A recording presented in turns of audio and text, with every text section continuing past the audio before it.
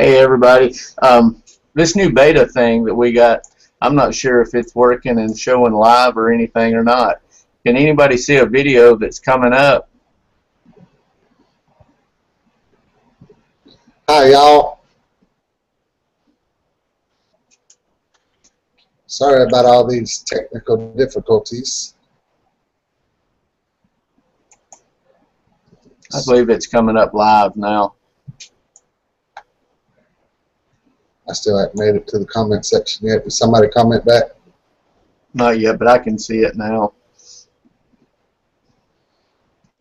But it's just not showing anything on it. They've changed everything on it again. They've gone with this new beta.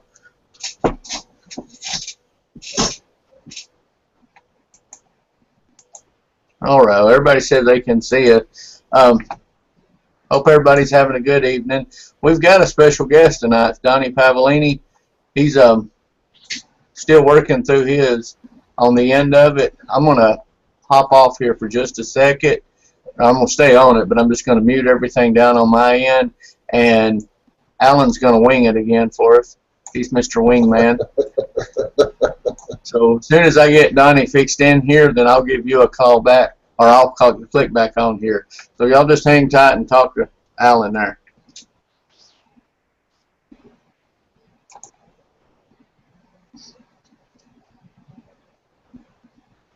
Hold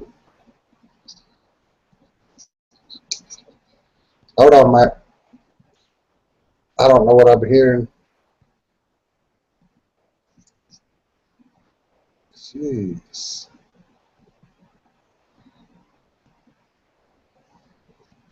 Everybody, if y'all hear me, hold on just a minute. I got...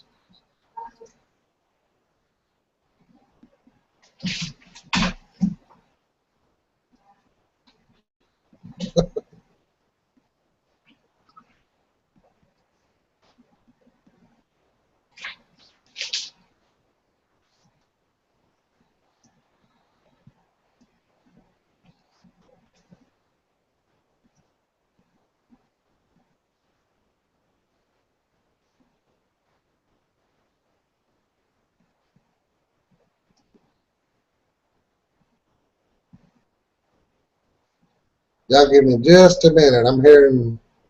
It's like I got three of these the same show up, and I'm hearing everything we just said over and over again. So sorry about that.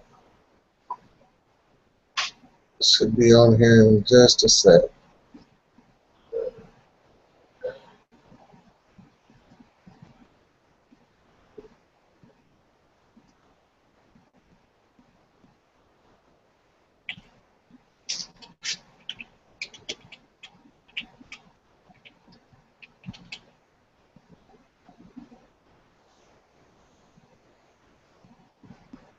Well, Mike Ware is trying to get Donnie's mic working.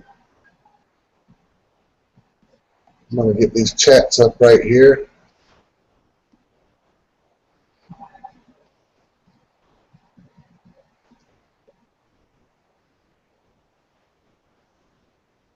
We're definitely going to stay over too because of everything taking so long.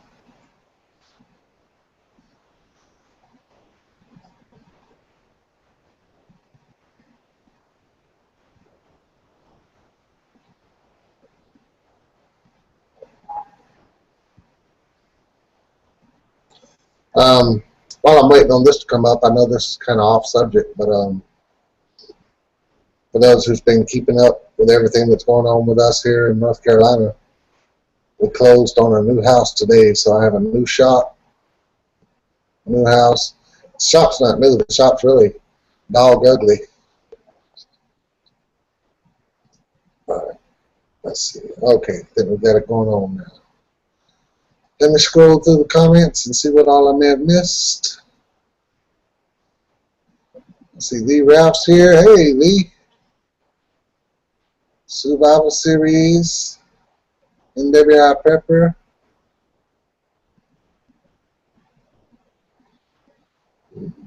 Working Class Woodsman.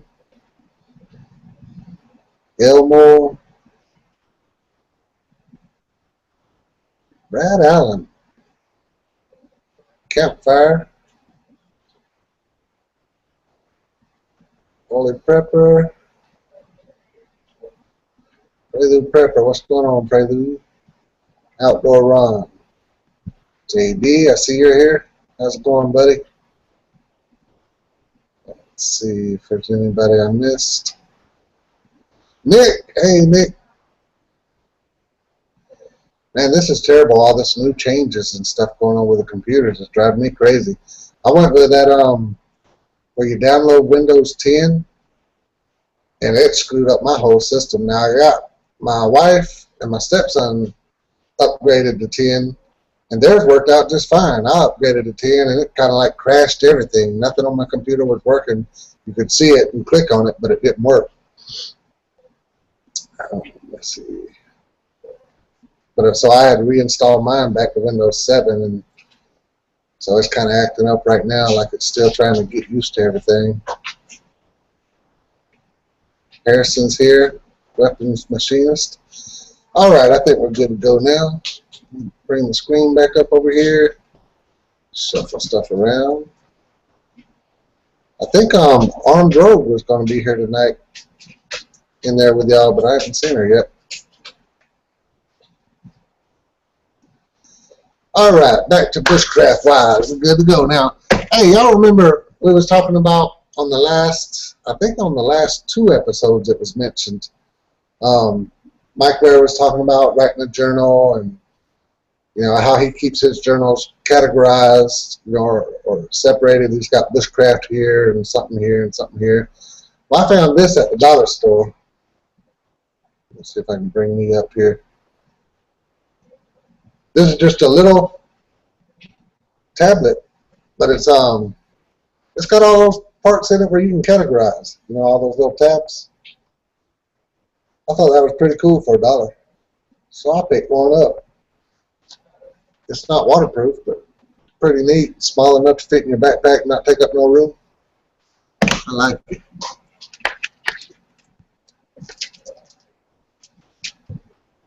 See what else we got going on here. Another dollar store item. Stone sharpener. What do you call them? Sharpening stone. I figured for $1, golly, I mean, I don't know if anybody even uses these anymore, but for $1, can't beat it.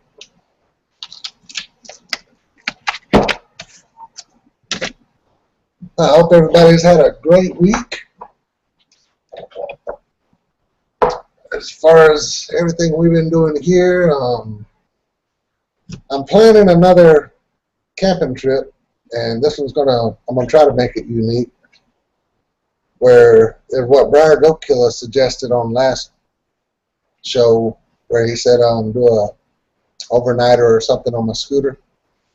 So I'm trying to plan that out. Right now I can't right this minute because we've got that house today, and so all week we're going to be going over there painting and getting that house ready to move in, and then move in on the weekend. So it'll still be another couple weeks or longer. But yeah, I'm going to attempt that.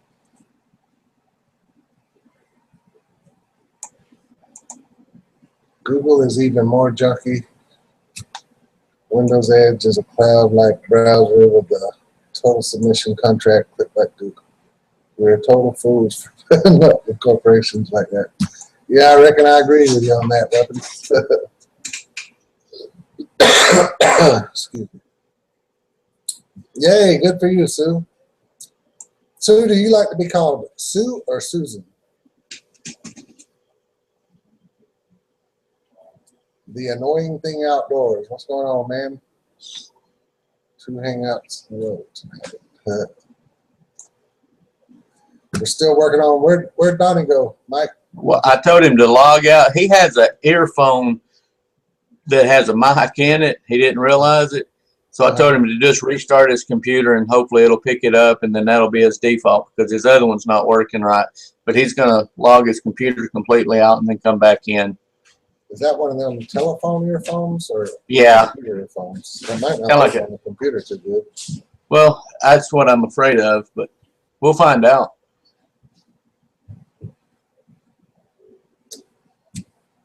So what Did you have a lineup to talk about tonight? Because right now I'm just sitting here running my mouth winging it.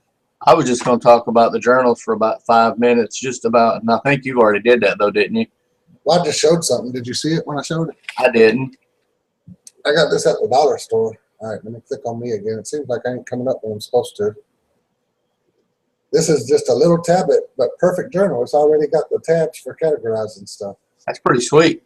Yeah, it was just $1 at the dollar store. I was pretty happy about it. You're worse than my son in the Dollar Tree. My son told my wife yesterday, he goes, let's go to the Dollar Tree. And she goes, why? He goes, you can get a lot of stuff for $20. And the first thing that went through my head was Allen Hobbs. I also picked up a sharpening stone, big one for $1. We went to Harbor Freight today. That's the first time I've been to Harbor Freight in my life, other than online. You bought plenty of stuff from them, though.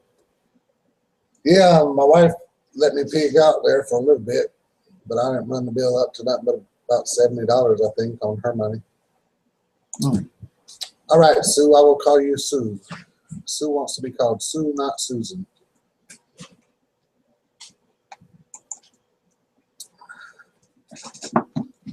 We had someone last week that had asked about journals and stuff, talk about more about how to keep them. But I think Morgan pretty much, when she made hers, she kind of went over pretty much everything that we talked about here. I've got several of them, but these here are the ones that I use most of the time, which would be the Right in the Rain. Louise, Florida turned me over to I can show it, but I don't want to show the whole thing yet because I got a 30-minute video coming up.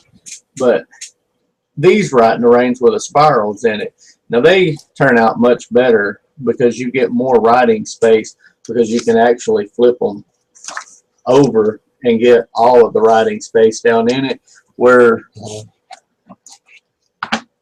these filled books here, you kind of have to bend it, so you really lose about a ½ an inch of writing space on it. One thing that if you go with a Right in the Rain, don't use an ink pen because it does smudge and it will wash right off of it. Pencil number 2 is just fine. I use a carpenter pencil. It's flat, so it fits in my pack real good. Yeah, I thought Morgan's was pretty cool. If y'all didn't see Morgan's video on Armed Rogue on making that, you ought to check it out. Never occurred to me to make one like that. I know I want one of those kind of staplers like that where you can staple like a book together. It looked like you could staple a house together. Outdoor run. How long have I had my air rifle? It's been about, I'm going to say 6 years, 5 or 6 years, somewhere in that area. And I've never had any problems out of it at all. I keep it, I don't really do a whole lot of cleaning on it. You know, it's not like a black powder rifle or nothing, but every time when I get back from a camp, I'll spray that barrel oil down in it. That's about it. Take it out and sight it about once every 2 or 3 months. Make sure it's still on target.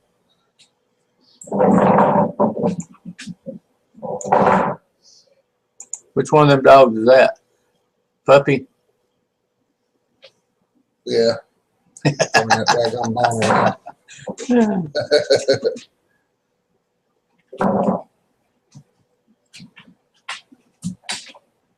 I love dumpster diving. My son, he's the only 6-year-old I know that'll say, let me go throw the garbage in the dump. I'm like, why? He says, because there's cool stuff there. I'm like, you can't get that. He goes, yeah, I can. We can wash it.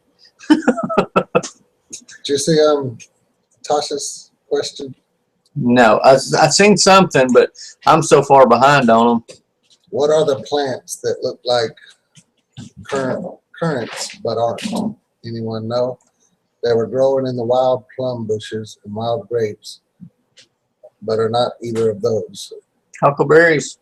They look a lot like blueberries, but certainly are not blueberries. Probably huckleberries. There's another name. I know the name of it too. It's what my neighbor calls these out here that I call blueberries. Might be the huckleberries. I figured if anyone would know that one, Mr. Tombstone.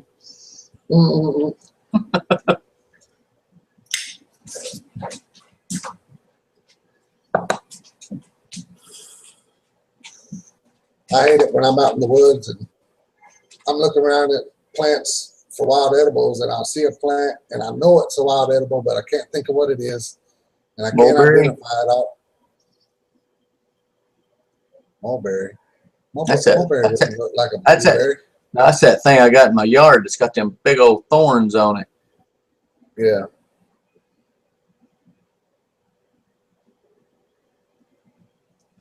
Buckberries. That sounds like what my neighbor called those blueberries over there.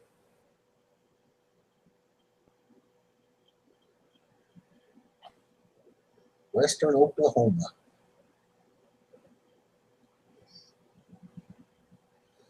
Did you know, or I don't know this for sure, but I think, is it a law in Utah that you can't smoke in that state? That I don't know.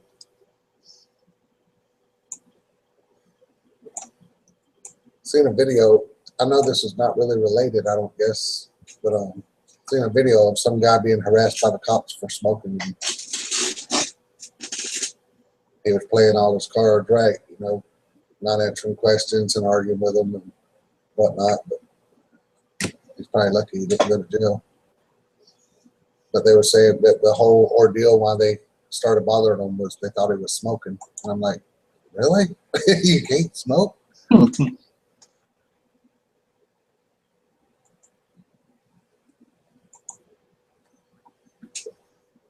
Juniper berries. Juniper berries are pretty easy to identify if they're on a juniper bush.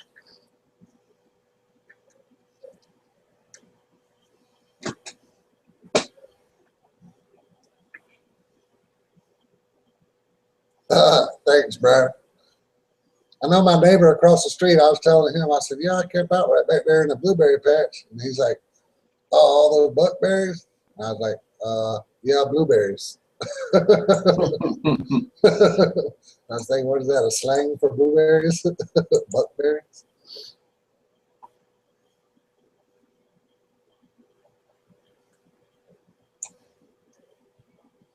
I do vape outdoor, right here. I just don't like it. Like, it's weird. I don't choke when I smoke my pipe, but I choke when I smoke this daggone vaporizer thingy. Most of the time. About the only time I smoke the vapor is when I'm riding my scooter. When I go on these long rides, I have the vapor hanging around my neck. I see Donnie's back in. Is your mic working?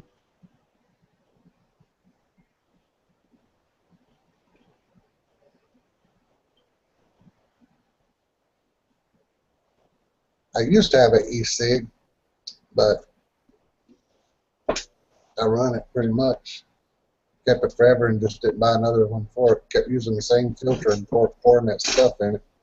I was pouring the e-vapor on the e-cig filter.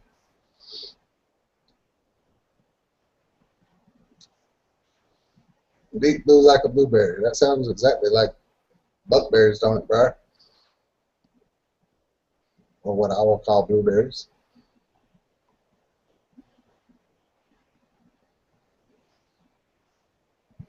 Is everybody getting ready for hunting season out there? I've seen a lot of folks out here getting ready, and deer corns. People got signs up all at the driveways, bags of deer corn for sale. $7 a bag.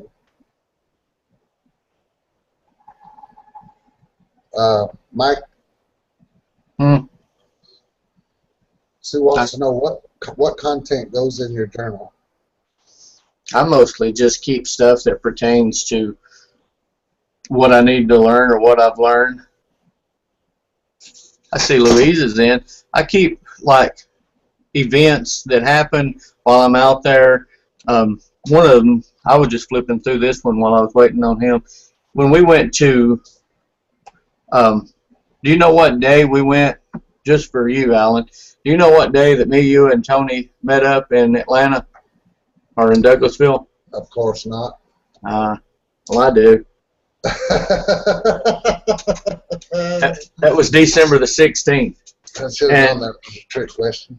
Well, it was, but it basically, what I did was, when I put the notes in there, was I put where you're from, who you are, because hopefully not, but 10 years from now, what if we don't talk anymore? What if we haven't talked anymore? Just for whatever reason, we lost connection. Yeah. And then I'm 60 years old, and I'm flipping through these things here, and I go, Alan Hobbs. I wonder where he's at today. You know, that boy lived up in North Carolina in Haralds County. Those little things, those jog my memory, but it's also bushcraft related, because if it's in this book, then I know that these were my bushcraft journals. It wasn't my personal journal that I've actually just written down, you know, things that are in my life history or whatever like that. But it's got Tony in it, and I put where we went. You know, we walked 5.2 miles on that loop down through there. I'm just kind of hitting the highlights off of it. And I actually put the funniest thing that I'd heard that day, and in it says, one of the jokes that Alan had made about Tony was, he had asked what size shoes does he wear. Tony says size 10, and then Alan says, well, what size are those on your feet? But that's just, I mean, that it's part of it. But other things that are in our vendor shelters, how to make one of them, because that's something Caden's going to want to know how to make. And hopefully the internet's still around and he can look at it and there's better information out there. But if not, there's one of my crappy, I guess I could turn my thing back on. Yeah, I'm drinking from the jug, y'all. It's one of my crappy drawings in there, but that's my little idea of a vendor shelter. But it tells how to make it, what kind of sapling trees to use, what to use for a cover cartridge over the top of it, how certain rocks and stuff has to have a certain hardness, you know, in order to make it. Carry a piece of carbon steel with you so that you can use the flint. But it's little things that I've learned, I guess. But each one of them are broke down into categories of whether it was a funny, which that stuff that what I talked about with me and you, that's up towards the front of the stuff. Different trees that I found that were edible, they're just a little knotted or a jolted knot down inside of it to set down what it is, like pine bark, you know, what it's used for, what inner pine bark is used for, what white pine, just other trees that I've interestingly found. I didn't know that nightshade had berries.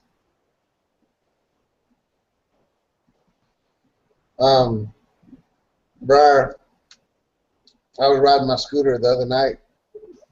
The house we're moving into is about 23 miles down the road. And I rode there in the daylight, but then coming back, it was just starting to get dark. It was right on the edge of dark. And man, I seen so many bucks on the way back, and I learned something new about deer. All right, I quit counting the bucks that I saw at 6. When I got to number 6, I just quit counting them because they were popping up everywhere. And there was one right on the corner of the road. It was just a 4-point, but it let me drive right up to it with my scooter before it run.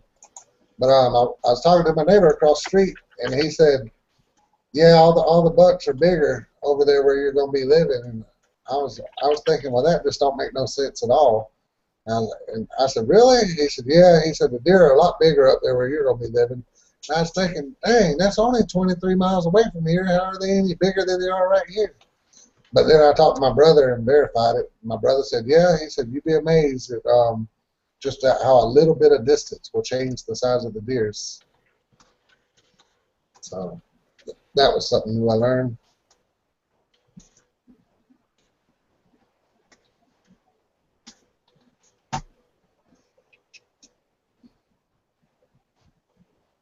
Nasty, smelling like a weed.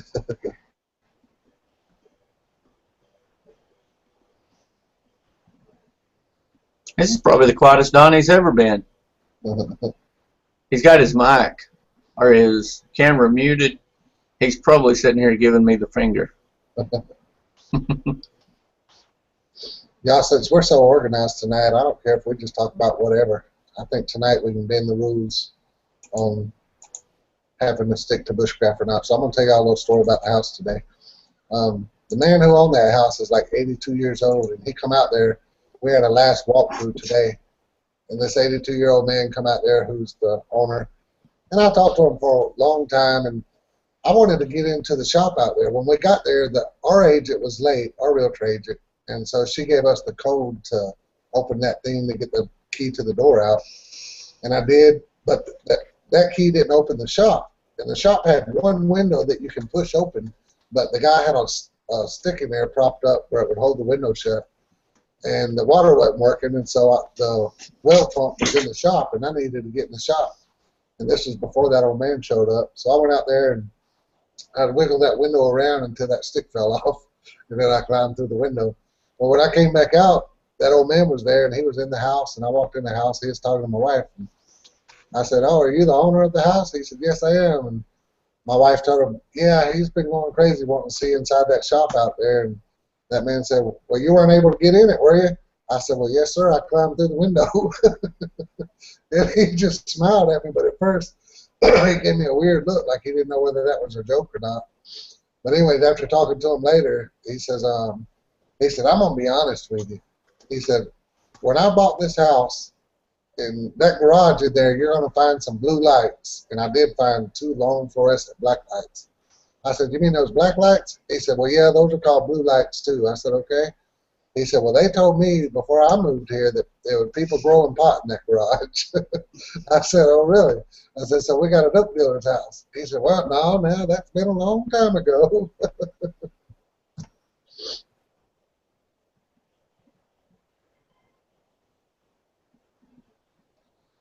What is your favorite inexpensive shelter options for bushcraft tarp? I'm not sure of the question, Tasha. They asked about what's the favorite tarp or what's the favorite setup on the tarp. What are you going to say, Mike, while you're hiding your picture? I just put bushcraft. I mean, I put down a poly tarp. I mean, there's different ways it can be used for anything. I think that's what she was asking. I don't. My favorite, I guess, would be poly too, but the only tarps I ever had are the cheap ones you can buy from Walmart. So I have never really experienced any other tarp. It is a poly tarp. Oh, the ones from Walmart are? Yeah. They look like plastic to me. Well, that wouldn't be my favorite then. Polypropylene or poly. So I don't know what the real word for it is. If the ones at Walmart are poly, then that's definitely not my favorite. My favorite is those kinds like the fly that goes over my hammock. That kind that you can squish up into a little bitty ball and make it all compact. The ones from Walmart, when I fold them up, golly, they're freaking take up half the daggone backpack.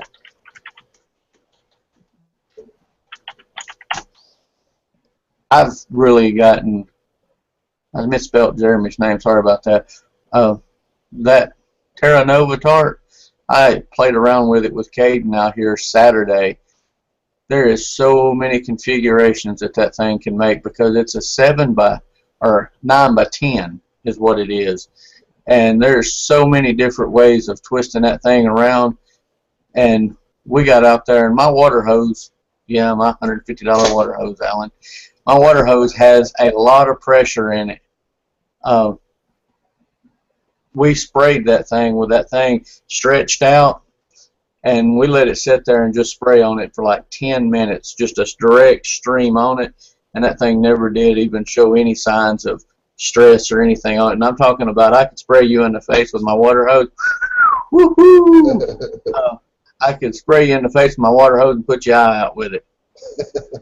Mike said, woo-hoo. She said she knew you missed her last week. It was. Which part of Define Lake? Oh, the video that's coming out later tonight will probably be after this. It'll probably be 12 o'clock before it actually. I had to unload it or had to stop loading it up because of it wouldn't allow both of them to work through with that new beta. My favorite tarp setup would definitely be just a lean-to. That's the one I use the most. If I'm sleeping on the ground, then lean-to is usually my best option. You see what's behind me back there? Bicycles? No, that's just one. That's mine. I bought it yesterday. Guitar, table. No, that one particular bicycle. That's going to be my new mountain bike for hunting. Oh, really? Yeah, I got it on sale because it's got a scratch on the handlebar, and they went from $279 down to $169, I think it was. Yeah. It was the last one they had too. Huh. Cool. Hello, Survival. There's a lot of good names coming out for Survival. We got Survival and Survival. Survival. That's pretty cool. I'm gonna call mine Bushcraft. Well, Donnie, we ain't hearing you yet. Go ahead. He's probably done broke his computer because I know how aggravating it can be. But there is good news. If it don't happen for this show, I will get you back on the next time around. Or that's mine, or I don't know what Alan's got lined up for next week on his. But Caden started football practice, so it's really going. 10 should be fine any night for me. But this guy's got them practicing from 6:30 in the afternoon till 8:45. He finally got to run with the ball. Or really? He's under the weight limit now. He's at 70, which is the weight class that they will allow you to run with it. So they can't pull him down because he's about a foot taller, and he just laughs the whole time. He says, they can't get me down. I'm like, they will. You're not going to be playing all little kids.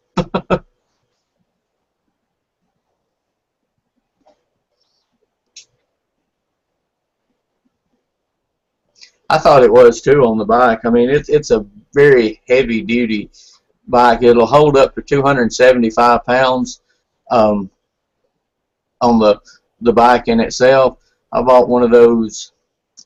I ordered it last night from that whatever it is, overstock.com, but it's got a bar that comes out with a trunk that'll go on the back it's a 12-inch tall by 10-inch wide by 18 inches long, and it fits because that bike's got the shock. It's hard to tell, but it's got the shock that rides like this. So, and it's funny too because it's been years since I've really been on a bicycle, and on the pavement, that thing is hard as heck to pedal. But you cut across the yard and you pick up 5 miles an hour and not even having to touch the pedals. I reckon it's just, I guess, because of the tires that's on it. It grips in or something. I used to ride bikes all the time before I ever had a license to drive. But it's amazing the difference in the tires, like those mountain bikes like you're talking about, how great they are on grass and dirt instead of the road. But then if you get one of those bicycles that has actual street tires on it, it's amazing how smooth and fast they go on the road. Very. You get a good, that one right there is a 20 speed, I think. Yeah, it's 20 speed, but you get one of those touring bikes. A friend of mine had one of them, and I rode it when I was about 25. And it don't take no time at all to stroke out 40, 45 miles an hour on one of those things. And I don't say I couldn't, at my weight now, the first turn I had to make, it'd fold that tire.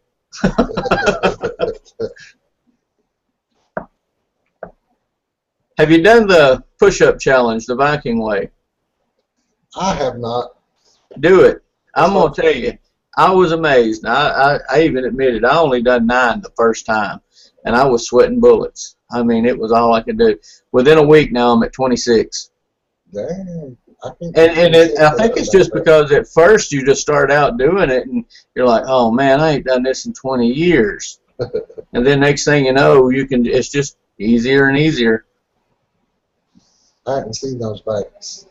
Harrison, have a good one. Sorry I didn't get to holler at you. Take care, Harrison. I've done a analytics or whatever on the show and stuff, and it only shows me mine because it doesn't show it on yours over there. Our average viewer is 26 on it. There's been upwards of 34, and I never knew there was that many because it'll break it down on your live events. Yeah. One of the videos, I think it was with Tim, had 396 comments on it. Hey, Tim.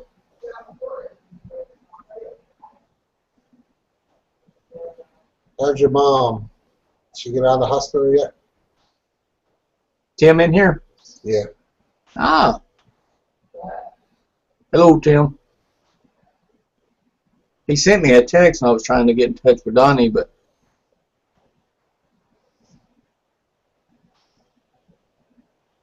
are so lost with nothing to talk about tonight. What the heck? Oh, there's plenty of it. I feel lost.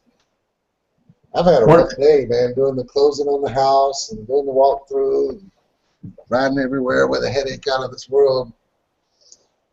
When we talk about shelters and stuff and different tarp configurations and things like that, one of the things that I think a lot of people on this here would really know, but maybe somebody new getting into it, keeping lower to the ground, you know, retains a lot of the body heat and stuff, and vice versa. In the summertime, you know, you don't want it so closed in on you, and knowing different ways of opening up just bottoms of a tent can actually cause a draft to actually let heat and cold air work in your favor. Depends on, you know, where you're at, because if you get too much cold air trapped under it, then it can be bad. And if you let it escape through in and out with your fire that's blowing through, you know, the heat that's radiating off of it. I seen a guy that done a video the other day, and he had a thermometer in there, and he showed his temperature in there with the fire going, with it closed completely down, and the temperature was real well in there. But as the fire got lower and lower, the temperature started dropping inside of it to the point to where the hot air and the cold air mixed and caused the temperature to drop rapidly inside of it. And now, he could have been fooling me too, but I never thought of it that way. But as soon as he raised the flap up, let that air out, and then dropped it back down, the temperature shot up about 4 to 5 degrees just within like 40 seconds, you know, with that thermometer going up and down on its own. It dropped way down, and then it shot back up, and it was letting the cold air escape back out, because it'll get insulated and trapped in with you. No, my bike wasn't 275 pounds. It'll hold weight 275 pounds. It actually just weighs a little over 12 pounds total.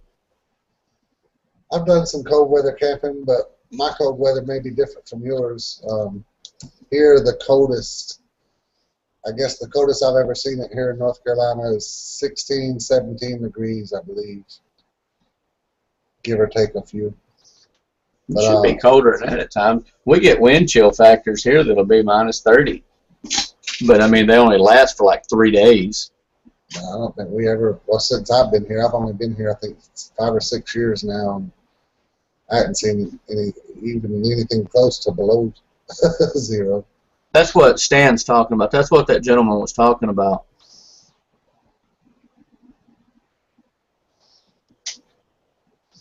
But cold weather camping, that's my favorite kind of camping. I don't like summer. I mean, I'll camp a lot in the summer when I get a chance, but the winter time, it just calls for me. There's nothing worse than having a Allen Hobbs fire at 98 degrees. Yeah, it's pretty cold. I mean, to me, I love the spring. I love the fall, even though the fall is too hot here too. But spring, because I love seeing everything come to life, all the flowers, the gardens, the whatnots. But for me, you just can't beat the winter, because here we're over infested with bugs in the summertime. I mean, every kind of biting bug is out there, you know, chiggers, ticks, spiders, everything. Which spiders are out there in the winter too. But you don't have to worry much about the chiggers and ticks in the winter. Mosquitoes, you don't have to worry about in the winter. It's just a much more enjoyable way to camp for me, and you don't have to go out there and sweat to death. It's a lot more comfortable and exciting for me to cuddle up under my sleeping bag and try to stay warm than it is trying to toss and turn and get cool. Hey, Morgan, glad you made it.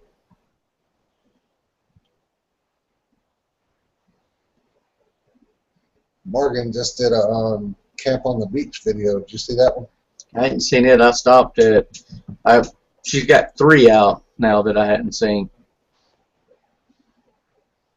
I seen the previews on it, but I hadn't got to them. Man, that's awesome. Disposable. I try to get my wife to move to Colorado, but she won't do it.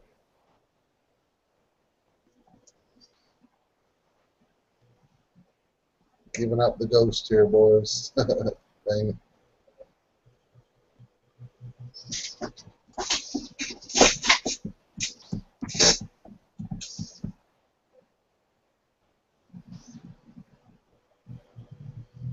Try -10, Alan. I would love it. I mean, I have there. I don't think there's no. I mean, yeah, I guess there would be a cold temperature I probably wouldn't like, but so far I haven't found one that I didn't like.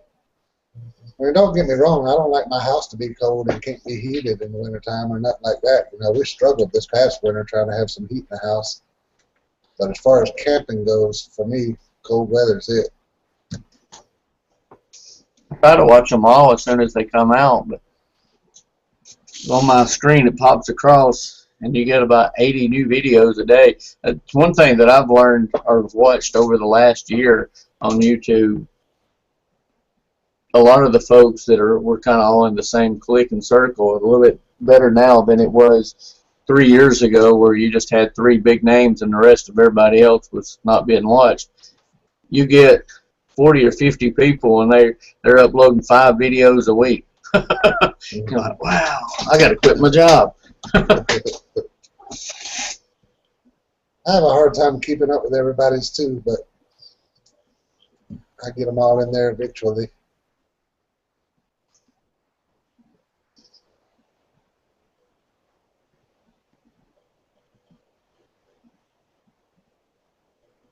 Something I try to do too when I go camping, like unless I'm going to one of my same old spots, but if I'm doing a hike down the river and camping during that hike, which I don't do very often, but sometimes I do, when I look for a place to camp, I'll try to find me a spot beside a fallen tree, a big fallen tree.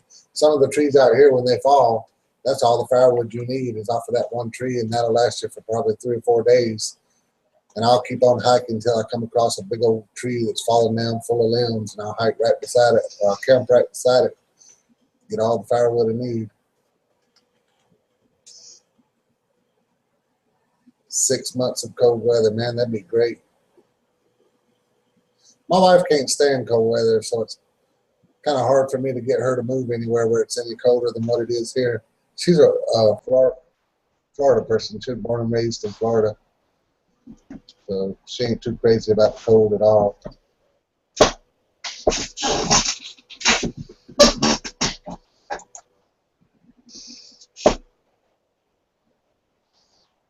I think the biggest thing about making a knife, Brad's talking about making one of them, is I think sometimes your first one holds a lot of meaning, but about the third one, you've learned the fundamentals, and then it's like, wow, I've got 3 out there that I'm working on now, but I have to take it down as time goes.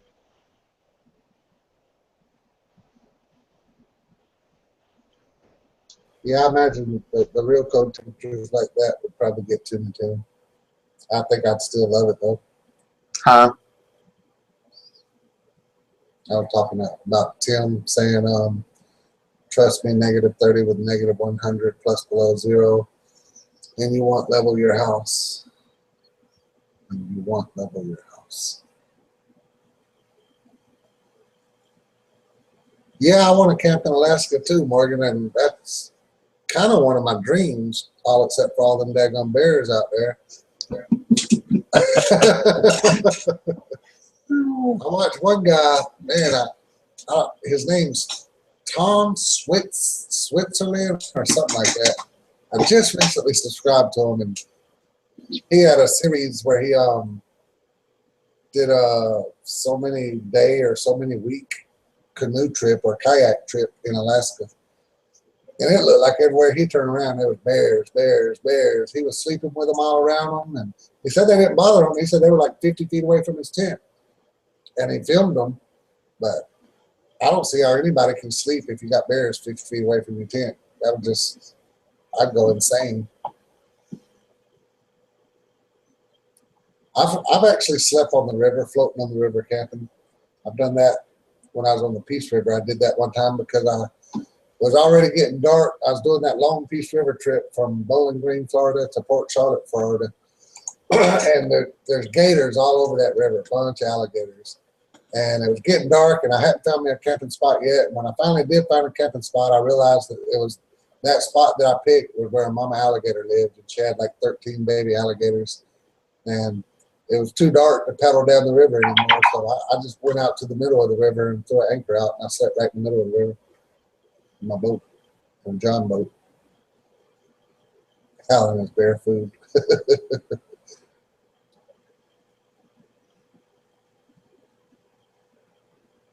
Comments are going fast. I'd love to go to that Tennessee meetup.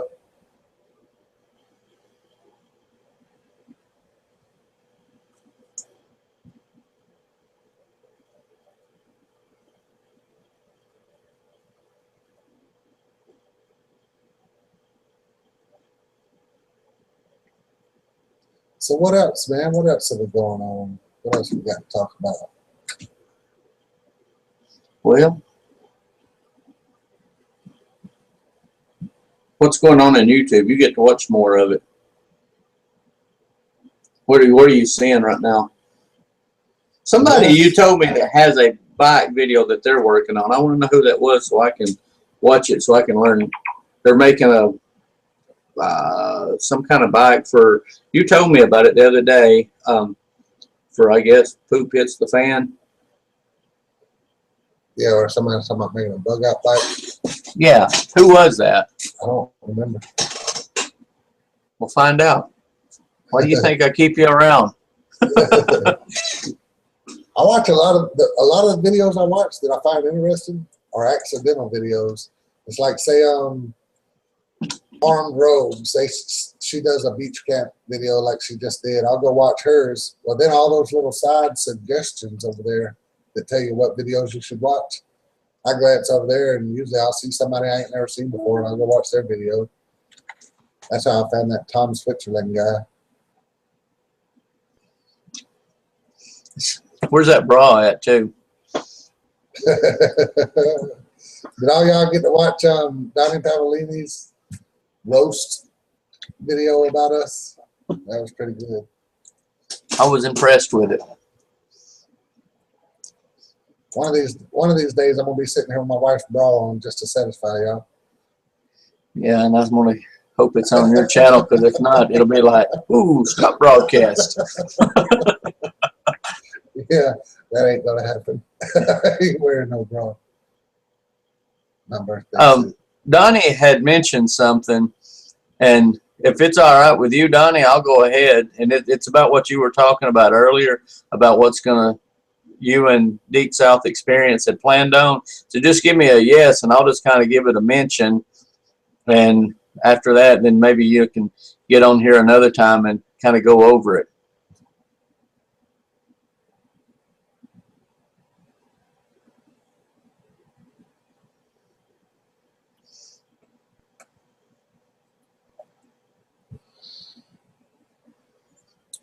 Do you ever watch a lot of Manland's videos? You talking to me or Donnie? You. No, I don't. I don't know. I ain't got to bust me out like that. You busted me out on Morgan a while ago. I mean, knowing that I've got a 6-year-old that plays football now, I work 50 hours a week. I got 1,500 videos that I ain't even uploaded yet. I got the slowest computer, but that changed because I just bought me and Caden 2 new ones. They'll be here Wednesday, I think. Donnie had mentioned to me Deep South Experience is going to have, and with him, they're going to be having a Southern get-together somewhere. I don't know where they're going to do it at, but they're going to be having it, and it's going to be sometime in October. He did mention that he was afraid that it may interfere with some of us hunters being able to get to go and doing with it, but he was wanting it to kind of be around in this area here. I mean, I don't know about right here where I'm at, but in the south area. But they were going to try to get a couple of days going in on it, but I'll check out that one. But that's what he was wanting to talk about it and stuff. But it's basically a lot of the people that, that a lot of them that watch right here, a lot of the folks that watch, some of them are from the south down in here. Some are not. Some are from over in Texas. And then we've got, they're everywhere.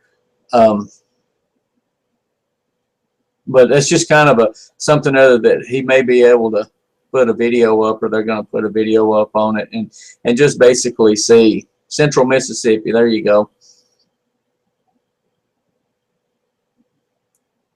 I would assume that Manland will probably be there, and think Ranger Kookie and Donnie. I wish I could be there. We need to set something up in North Carolina. Well, that reminds me too. Elmore's Canoe. He sent me a thing over that if I'm ever up in the Northwest North Carolina area, to look him up, and he said that he would teach me what I needed to know about a canoe, give me some lessons. Apparently, he's been doing it since 1970, or giving canoe lessons. It'd be closer than me getting all the way up to see Nick and letting him take me down one of those rivers, but I get on one of them rivers in my canoe, and that'll be the last video that nobody will ever see.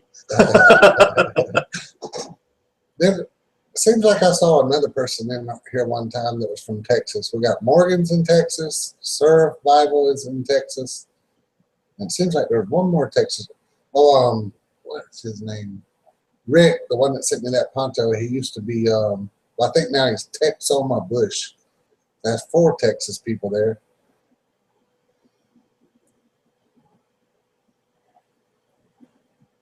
I don't know how many we got from North Carolina. I'd so much love to go to one of those. Well, I know you got 3. There's you and Elmore and Canoe and Briar Goat Killer. There's another one too that actually lives over here in Kenansville. Yeah, you was telling me about him. I forget what his name is though.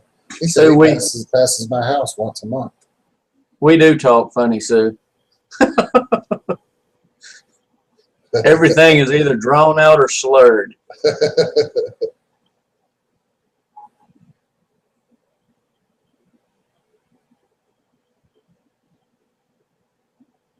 I seen Bob 808 Night. Wasn't he in here or something?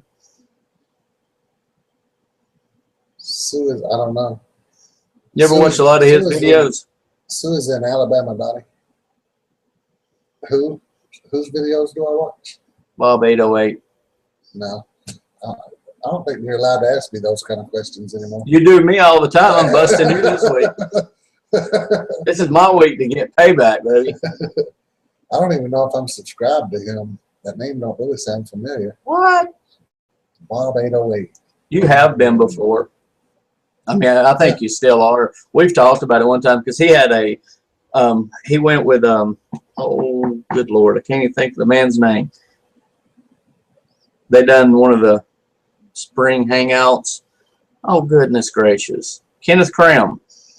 And he had that solar charger backpack. Not backpack, but the thing that went over the back of it like I've got. Yeah. And his is a pretty cool one. There's Bob 808.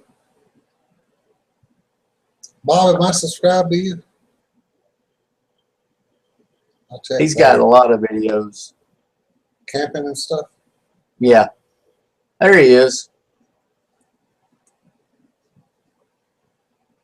I'll check him out. If I ain't sub to him, I'll sub to him. I think he was one of the, when I first started doing this about 3 years ago, starting to watch videos and stuff, he was one of them that popped up on mine, and he was having a, he had made a little dinner that afternoon, a little kind of like a lean-to shelter, and it looked like it was a runoff, I guess, but later on, I think he had explained it. I can't remember. It's been like 3-4 years ago, but it was, the ground was just so black. I mean, it was like black as night. I don't remember what he had. What did he eat that day? Take care, Morgan. We'll see you. Thanks for hanging out. Have a good one. Thanks for stopping in. I have. Is Foley leaving too? See you, Tasha. See ya. I have 1,400 and something subscribers. God knows it's hard to keep up with that many videos to watch, but I try my dangest. I think I hit 875, but I know a way of getting 1,250 overnight. But I'm gonna wait till I hit the 900. It's North Carolina too. Yes, I'm gonna do that backpack drawing that I've been postponing. Which backpack? No, wouldn't you like to be in on it? But you can't unless you talk somebody into it. No, it's that Teton. It's the 3700 hiker. I don't use it. And my wife, I told her she could try it and see if she liked it, and she tried it on. She said, no, it's too big for her, but it's too tight for me. It's a good backpack. If it was just about 4 inches bigger, it'd probably be the perfect hiking long term. Yeah. Yeah, dude's always naked. Yeah, I'm the one that's naked on the show. This is our naked and afraid. We're afraid he's gonna stand up. For anybody, hey Death Viper. For anybody wondering why I never wear a shirt on here, is because our house is so freaking hot, it's unreal. And I got a fan behind me and a window unit over there, and it's still hot. And I just can't bear to sit here with a shirt on. I sweat to death. Sue says she needs a new backpack. Who? Sue. Yeah. And they're scrolling across pretty fast. It's hard for me to keep up with them. Yeah, me too. Spam sandwiches. I had one yesterday. I didn't heat it up though. The can fell and it dented, and I just opened it up and grabbed some bread and ate it.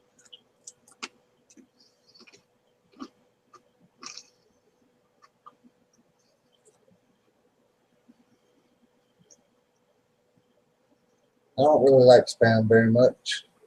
What? No. I had to have it a lot when I was in them group homes and stuff. Get to my Facebook and hit delete. Well, I'm going to be giving that thing away here in a couple of days. Well, I'm not giving it away. I'm going to host a thing for it. I'm going to actually do I don't know how I want to do it. I thought about doing it with one of the videos and just putting something random in it, but I got so many people that says, man, you turned your back for 1 second and you missed the drawing. And I can see it happening. I mean, Caden come in here and I'm watching the video and they'll be like, what? And then you look up and you miss that. Click now to enter. Yeah. You know. What kind do you end up with, Brad, for $15? 55-gallon internal frame. 55 gallon. Is it heavy?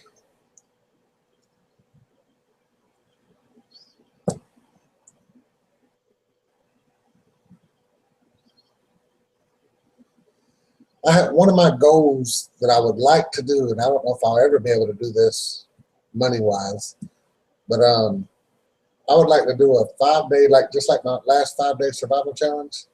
I'd like to do a 5-day survival challenge for every month, one for every single month, and take notes. I mean, mainly for myself, take notes on what's available every single month, what was available last month that ain't available this month, and stuff like that. Kind of a research type of thing, but I doubt I'll ever be able to do it. It'd be nice. 5 days out of every month, that's a lot of camping.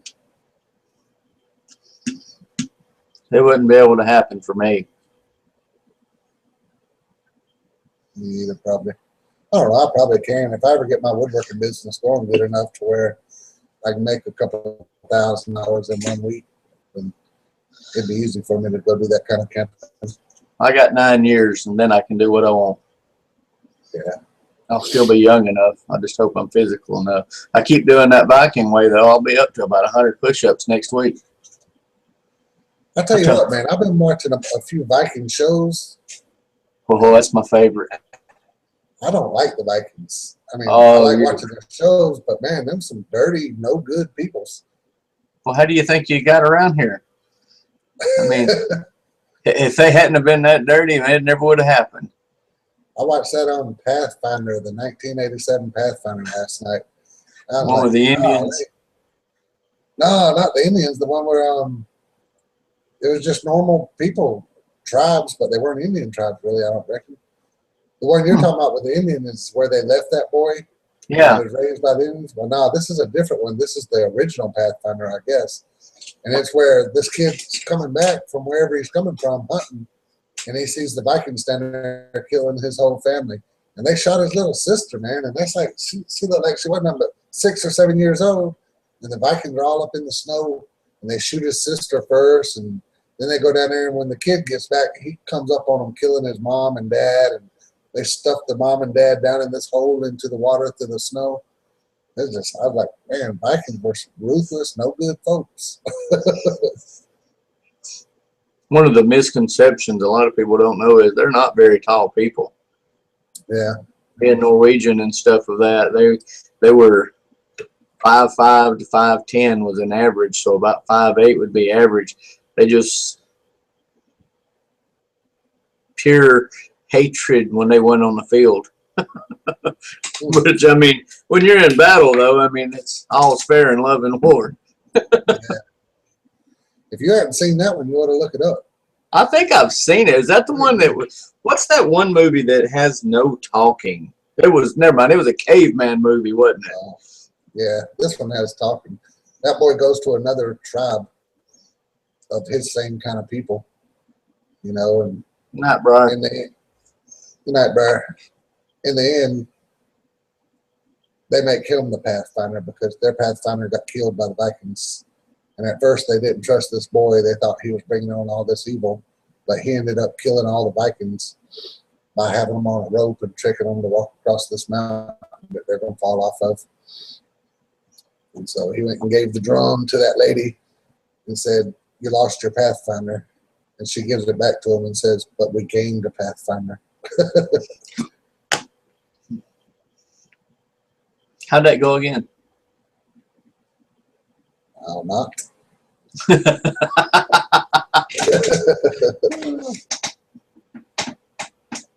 If you had to take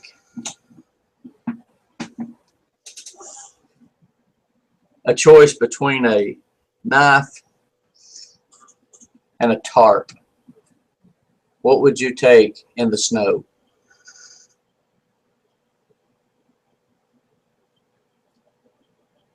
The only two items. It may be a bad decision, but I would have to take a knife, even though a tarp would probably be a lot smarter. But for me, it would have to be a knife. What would you need the knife for versus the tarp? I'm just filling you full of these. To make shelter. And what would the tarp be? The tarp is shelter. With a knife, I can make shelter and carve stuff, carve spears, carve weapons to get food, to do everything else. The only thing a tarp's going to do for me is catch water and make shelter. You know, so I don't know. The knife would always be my first choice in any type of bushcraft situation, just because that's me. That's just how I am. Land of the cave bear. Like a knife. Yeah, that was that no talking one, wasn't it? Yeah. Darren Miller had told me about that, and I watched that too. That was pretty good. Tim says knife. Bob says knife. For 3 and 3. Well, actually, 3 and 4, I guess. 1, 2, 3, 4, 5. Counting me. How about 5 and 3? Or 5 and 4? Make your own shelter knife.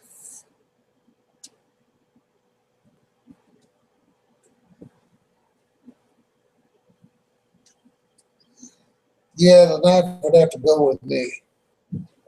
Canvas or nylon? I mean, your choice, canvas or nylon.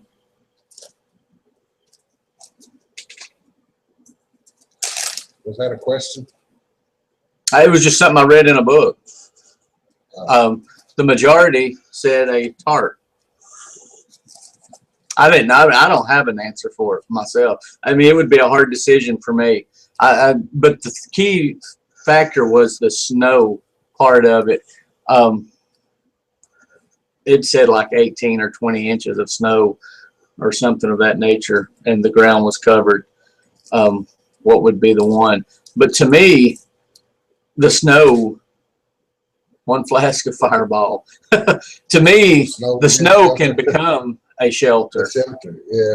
You know, but I mean, I don't really have the right answer. It was just and they never gave, you know, that it was the only answer, you know, but the majority had chose the tarp.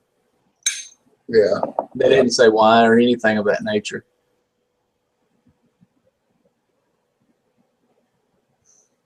Well, with my knives, and I know you use yours a lot, you know, for chopping, cutting, anything, and I even seen you do it in person, you know, so it wasn't just a video thing. I mean, he whips that sucker out over there cutting ants up. I mean, but making worm, chopping trees. I don't use my knife for very much at all. I mean, it's pretty much a cutting tool for me. Of course, I carry a hatchet with me, and I've got 2 saws that just because they fit in the pack. I mean, it's not like you got to have to. But I very seldom, for my cutting needs, I just use the little tiny sod buster. And I've got a ton of knives between the ones I've made and the one that I've bought. It would be a hard decision for me because that's not something I'm used to. Yeah. I mean, now if it said an axe or a hatchet and a tarp, well, if it said axe, it would be a no-brainer for me. Unless I'm out in the middle of somewhere where there ain't like a frozen lake.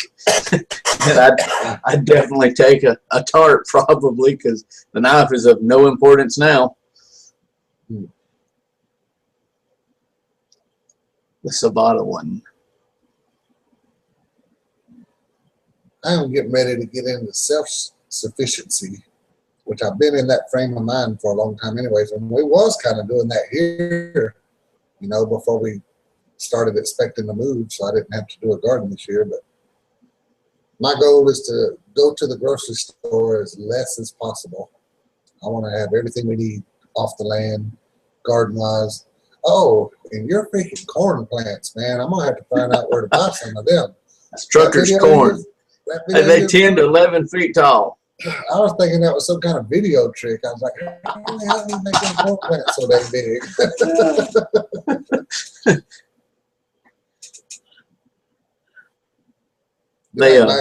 Someone had asked me a comment on the video wondering what size target it is, and I think it's 24 by 36. It's 24 inches wide by 36 inches tall. It's a decent size target. I think my brother's going to send me some arrows. I don't know for sure, but I think he is.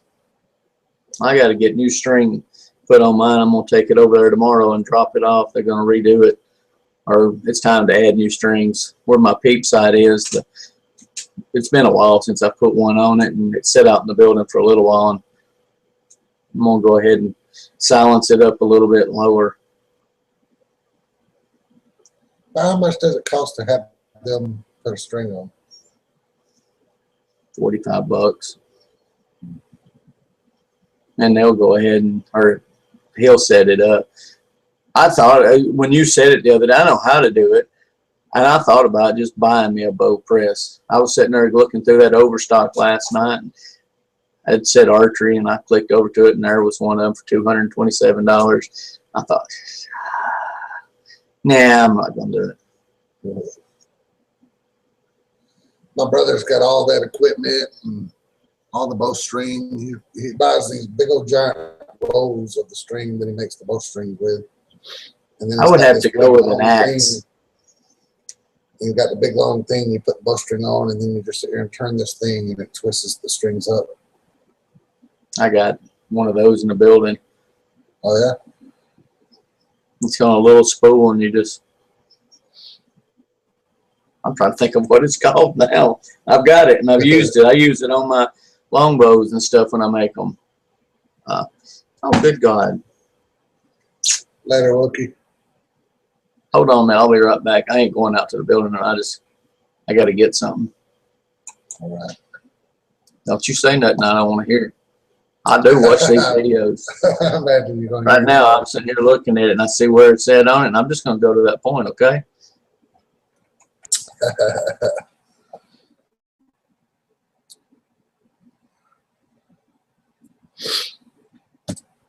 Yeah, self-sufficiency, y'all. That's my new thing I'm stuck on now. Out there at that house we're moving into, it's already got a well-established pear tree, which is great. And it's got the man planted muscadine vines. He calls them grapes, but they're not grapes. I know what a muscadine and a grape is. I looked at those and they got muscadines on them. But so he's got 2 big chunks of muscadine vines growing in the yard. One of them's already growing up on a trellis. The other one's like he just planted it and didn't put nothing there for it to grow up. But so we already got pears there, muscadines there. There's already a chicken coop there, but it's awfully ugly, so I'm going to have to rebuild that. And we're going to get chickens, which we've had chickens ever since we lived here anyway, too.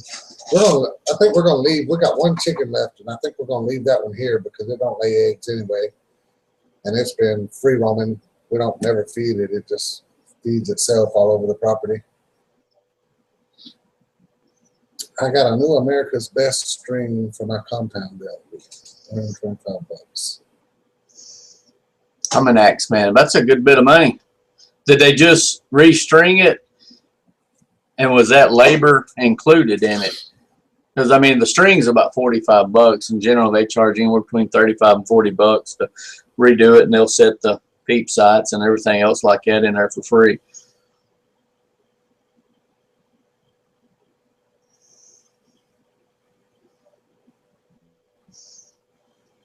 I was looking at some neat little hatchets today in Harbor Freight.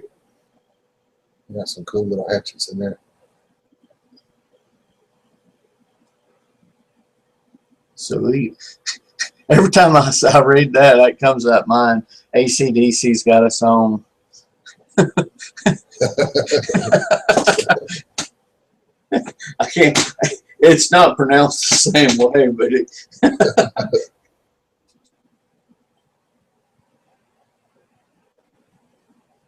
I'm an axe guy over a knife. Not me. I'm an all-knife. My God, you carry an axe for a knife. That's what I love about it. I can do every single thing with that knife. And that knife, the knife I have, believe it or not, it will almost do exactly what the axe will do. I mean, maybe not quite as fast. Like, say for a big tree, you know, chopping down, yeah, it'd be a little bit slower than an axe. But I guarantee you I can go through a small tree just as fast with my knife as I can with an axe. Mm. Guarantee it. A lot of times those trees that are only like 1 or 2 inch thick, or maybe 3 inch thick, I can go through that in 1 or 2 whacks with it, especially if I keep it sharp. And I don't hardly ever sharpen that knife. You bend it over, you could probably do it in one. Just get that bend in it, and yeah, that pressure off of it would peel it as it slices it. I started Wednesday it was. I started peeling back some of the stuff from another bow. I'm gonna put it's a maple bow, but the back of it will be cane pole over the back of it. I'm gonna laminate it. I'm gonna try it and see how it'll work out. I heard that it does pretty good. You can get up to about 55, 60 pounds on it, and not more than an inch thick.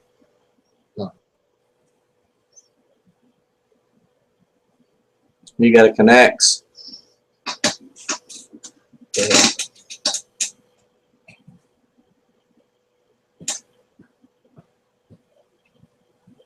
I tell you what, we're driving through Fayetteville today to go to our closing, Fayetteville City. Sure made me glad I live in the country. All I know is you so far out in the country, any building is a city. Fayetteville's kind of almost like Atlanta, you know, like downtown Atlanta, all nasty and icky, and even eating at McDonald's was nasty. Traffic there was terrible. Freaking, I was like, let's hurry up and get back home, get out of this city. That's heard that you can disposable. Talking about that I've seen where some of them made them up to 70 pounds with it. I was watching a video on archery and stuff, and like with a longbow, you shoot, if you're right-handed, you shoot more to the left. If you're left-handed, you shoot more to the right, because when that arrow comes out, it twists like, well, it puts a hook in it, because when it's pulling out, it goes. I tried to slow mine down. I was going to see it in flight, and I slowed it down 200 or 2,000s speed down on it, and still never. I mean, you could see it just like a meteor coming across through there, and I was like, good Lord. Of course, my camera's not a high-speed camera to really catch all of that neither.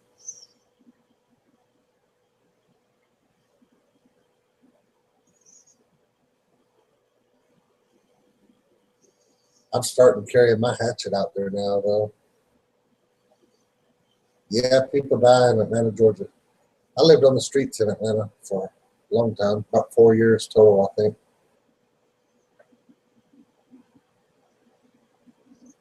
I've got some hickory that's been curing out now for about 6 years. I'm waiting until I decide what I want to do. I've had them set up for so long now. I don't want to. You get them that dry and that nice, you don't want to just go to carving and then all of a sudden, oh.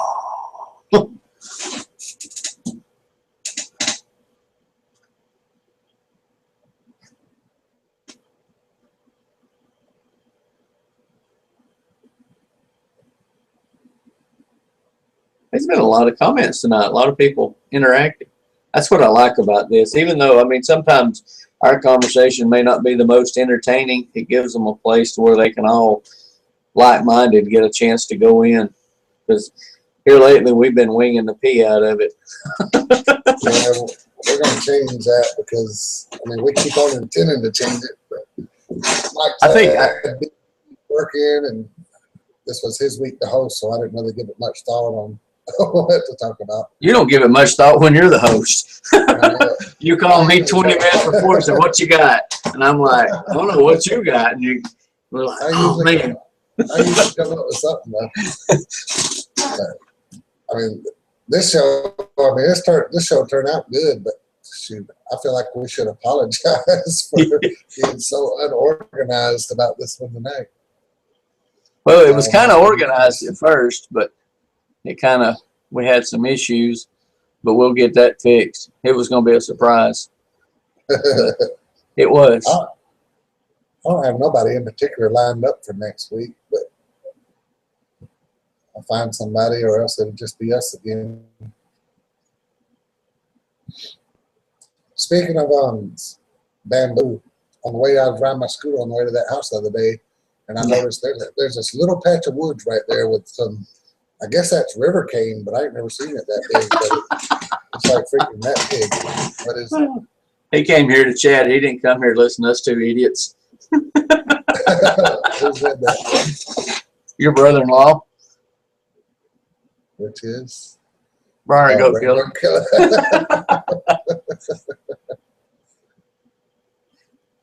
They don't even know we're talking. Watch this. Right? Watch this. Click. 90% of the time, I think I sit here and I read more than I do. I know I read more than I listen to you. Brad Allen says, line them up. Line me up, not line it up.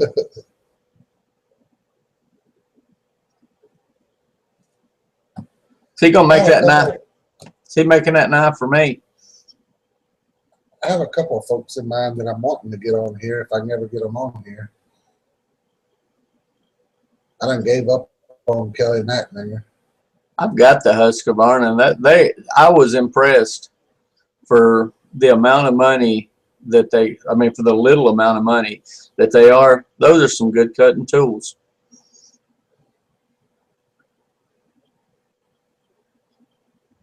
Hey, Brad, it seems like you and Angie get more vacations than anybody I ever heard of. Lucky devil. I'm lucky too, I mean, I don't work at all.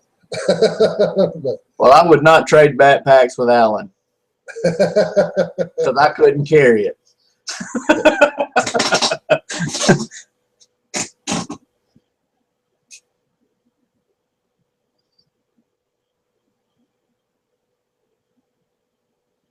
I'm downsizing my backpack though. You watch and see. Huh? I'm downsizing my backpack. You watch and see. I'm getting too old to be carrying 65, 70 pounds every time I go out. That stuff hurts. Sounds like that show, dude, you're screwed. My luck is he'd hand me his backpack and it weighed 2 ounces. I took everything out of it and I'm going to put it in yours.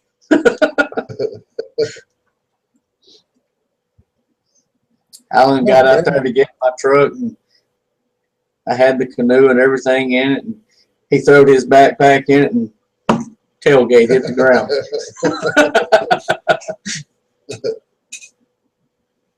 Actually, I think they weighed about the same, didn't they? Because I had brought a good bit of stuff with me.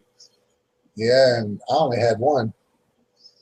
You had what, 3 bags? Yeah, but you lived 3 miles from the house. I only had 2. I brought that cooler just in case, and then I sat on it and broke it. Only go on like 3 big trips a year. You can carry Alan. Better wait till I go on my back. I could honestly say if I had to carry him out, I'd throw his big knife over there and say, either build or die. I'm twining a safety pin. I wonder if I'll ever lose that knife or get a different one. I just love my knife. That knife is so great. So my pack usually weighs out anywhere between 65 and 70 pounds every time I go out. That's why it kills me to get to my campsite. But when I do it, you know, I got bad health anyways for being overheated and stuff. That's real dangerous when I get to that point. But when I carry that back out there and I know where my camp is, especially if I'm getting dropped off and not have to walk there, but if I get dropped off under the bridge, I know it's only about a 25-minute walk to my camp. And so I focus. I just set my mind that says, do it, you know, and I start walking. And even though I'm hurting, about to pass out, I just keep pushing and pushing and pushing, keep thinking just a little more, little more, little more. Because I know once I get there, I can drop the pack and all as well. And I got all that comfort I brought with me. But I'm going to downsize that because when I first started doing YouTube videos, I was all about the primitive camping. I didn't hardly never carry nothing with me hardly. But I started to now, but I'm going to break mine down to carrying something like just the 5 C's or something similar, something close to that area, you know, because that pack's just too heavy to be carrying that full.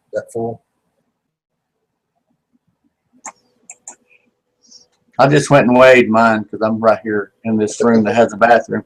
It said 20 pounds. Dang. But I'm also, that's with just a hammock and just that little small blanket that I've got. Now, in the wintertime, you could add another 12 pounds to that. Yeah, from sleeping bag. Somebody did a challenge the other day. Who was that? That did a challenge of, I think that was Cork Raven, challenge you to 5 pound pack out. Make your pack a 5 pound and go camping with it. When you really think about it, I mean, I know I'm guilty of it. And Bob ain't lying. That man, between his camping gear and filming gear and the other stuff, it's every bit of that. 115 pounds.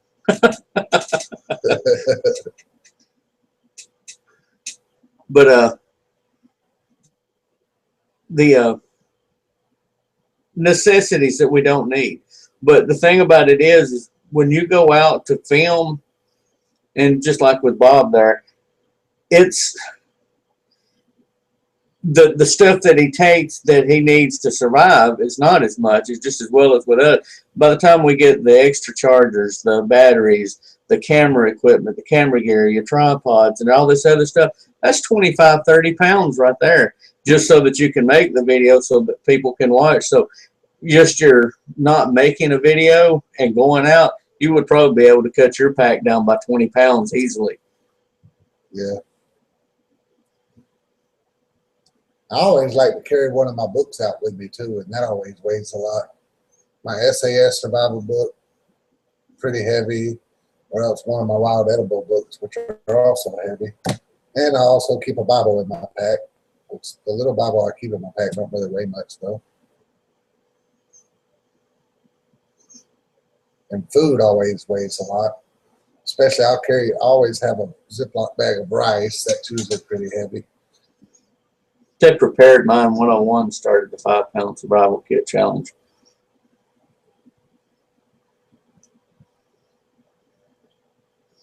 I'd say that I don't see how I could make my pack 5 pounds. well, when I you think stop my and pack think by about it, itself might be 5 pounds.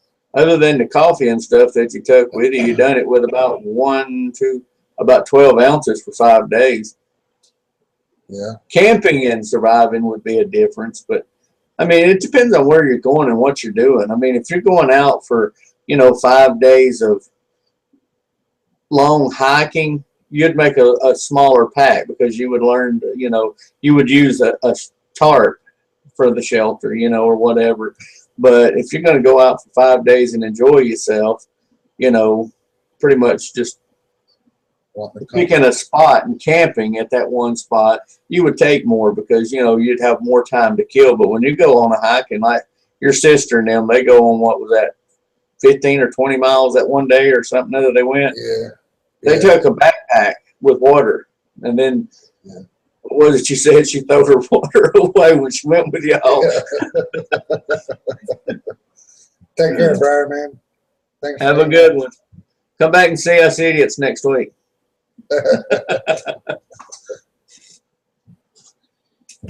My pack, I don't know how much my pack weighs, but I would imagine it's probably 2 or 3 pounds by itself.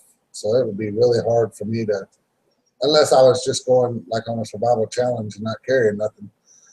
But as far as me carrying just the basic necessities, a cooking kit, a sleeping system, food, I don't see how I could do that 5 pounds with that heavy pack. I'd like to have one of them lighter packs, those kind that are made out of nylon or something, whatever they're made out of. But my pack's one of those, it's a tactical bag, and it's an SOG tactical, and it's freaking heavy. I thought my packs, they vary from activity to activity. Like this winter, whenever I start going out hunting and stuff, I'll switch over to the external frame. And then in the springtime, early spring, I generally take the North Face that's over there, the blue one. I mean, because it's a little bit smaller pack. And then in the summertime, if I'm going to go out for 2 or 3 days or 2 days, whatever I'm going for, then I take that Fox Tactical that's over there. I like it for the simple fact of how it lays down flat, and you can lay stuff in and then unzip parts and fold it up, but yet they all stay in there, and it's got a lot of organization to it. Yeah. I went through the Alice phase of, I know a lot of people like them.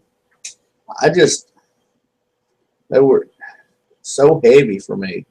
And they're so big, it's like if you get a medium or a large, if you go with a large, I have a tendency, there's still more room, and I found the smaller the bag, I'm like, man, I'm out of room. What am I going to take out to put this in? And after a while, it's like, that's it. Nothing else is going in. But then I get out there and I ain't got no shoes. A lot of people carry change of clothes too. I don't never carry a change of clothes. That'd make my pack weigh out probably 80 pounds.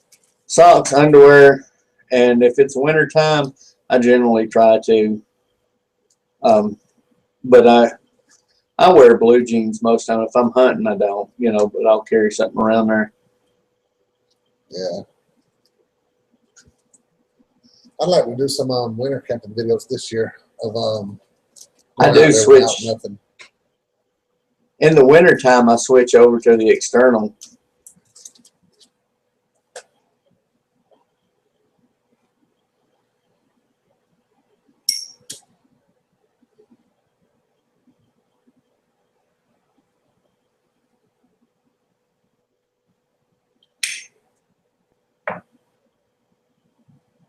Nah, I ain't got no brain.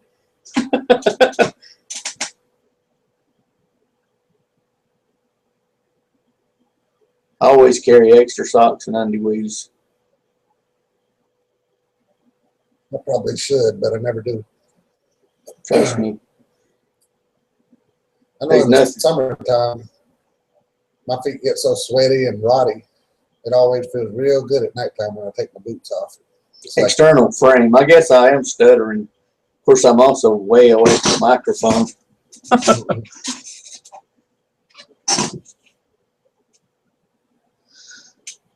Well, you've never watched any of my videos because one day I'll have on one pair of pants and the next day I'll have on a different kind.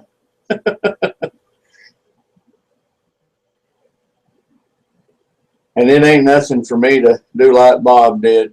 Jump right off out there and get a bath, even if it's cold. Because if I go to sweating and stinking, I ain't sleeping. That's something I find hard to do, jump in cold water in the winter. It'll drop back down. What's that guy's name in that other country? Seth? Wild handwork. That joker goes out there in big old 2 or 3 feet of snow, ice everywhere, and dives in the river. Look at this guy. How do you do it? Well, I can tell you right now, winter, summer, or what, I'm down to the skivvies. I ain't sleeping with no clothes on. If that bear comes up there, he's going to be bare naked looking at me.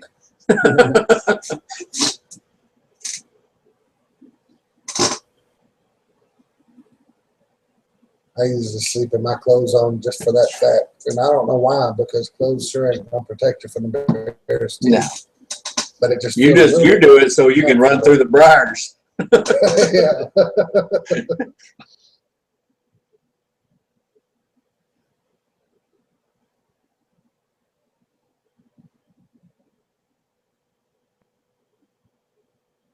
That's why I got that bug net. And I make sure I zip my tent up once I set it up, and it stays zipped up until I get in it.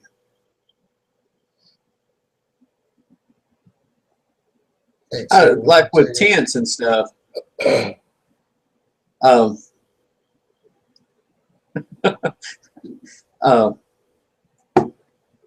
My tents, I don't get large tents. I try to get one as small as possible that'll accommodate, because the bigger it is, the more air it traps. The more air it traps, the colder it gets. Have you seen that? You seen that bivy tent I have? That's just a little tent that goes over your sleeping bag, and that's about it. I don't think I've seen them before. I hadn't seen yours. I got one that Brandon gave me, but when I climb in that thing, I get claustrophobic. I've only slept in it about 2 or 3 times, and I really don't like it. It's just everything, and to see anything.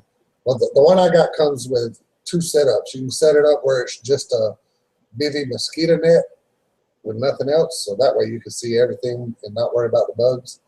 Or you can put the top over the whole thing, and it's just a little round thing the size, the length of your sleeping bag, basically. But then to see out of that one, you have to raise up. There's just this one little bitty window you can look out of. I just don't like it. When I sleep at night, I like to open my eyes and be able to see everything around me. You know, I don't like to be behind something where I'm like, oh God, what's out there? You yell fire right now, Alan ain't gonna jump up and run. He gonna turn around and say, put some more wood on it.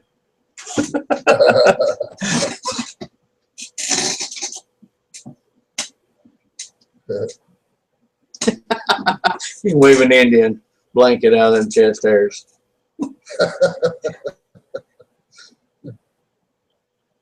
Put on a SEAL suit.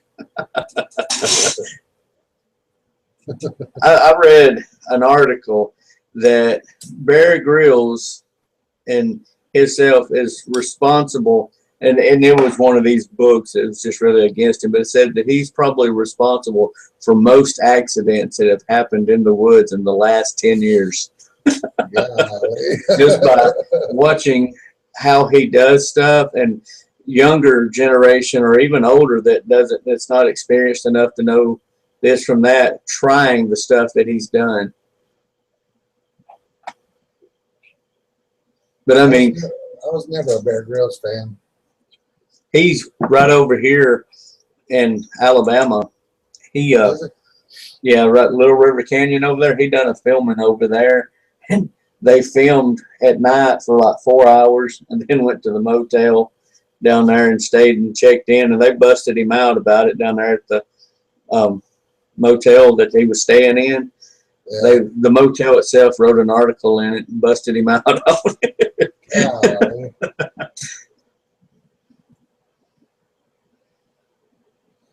I imagine he's got skills, but that's Good night, Wyndham.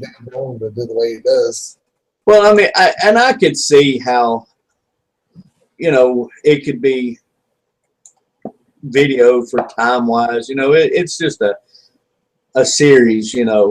How they would have to sit and do it, but that's what I like about watching YouTube. These guys, gals that get on here and do it, they're doing it. Yeah, And if they got mistakes, you see it. They don't, edit it out. Most of the time, they learn from it. We learn from it. And that's what makes this kind of a nice little community to be in. You get to see, and you learn stuff.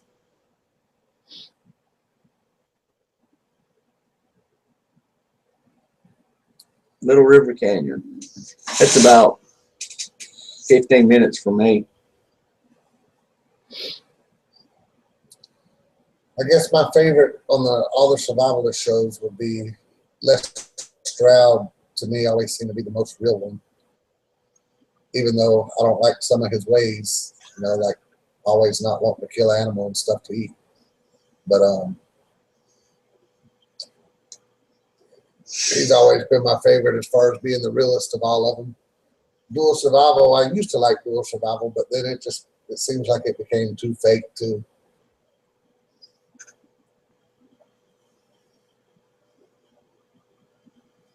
A long time ago, I used to like that guy on the Animal Channel. That I guess he's an Australian guy that always says, "Oh, Crocky, look at the lizard," whatever he says. Steve Irwin, I think was his name. And yeah. Died from a shark bite or something. Or Got hit by a stingray. Yeah.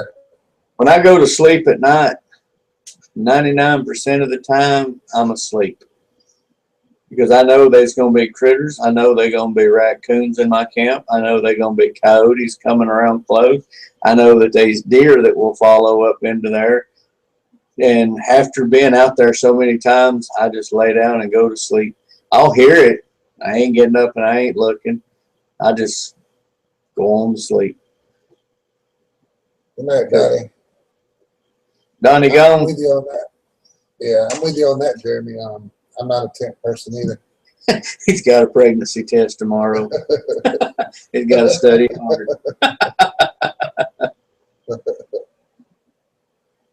Oh yeah, the Alone Show is definitely the most real so far. Mm-hmm. And yeah, they know they can make the phone call. Yeah, I love the Alone Show. I'm really hating the fact that it's such a short series, and I hate waiting a whole week to see the next episode. Normally, we gave up our cable here because we go on Netflix and just watch series like that. But I like to find a series that's already been out for a long time that I like, and then I can watch every one, like back to back without having to wait a week.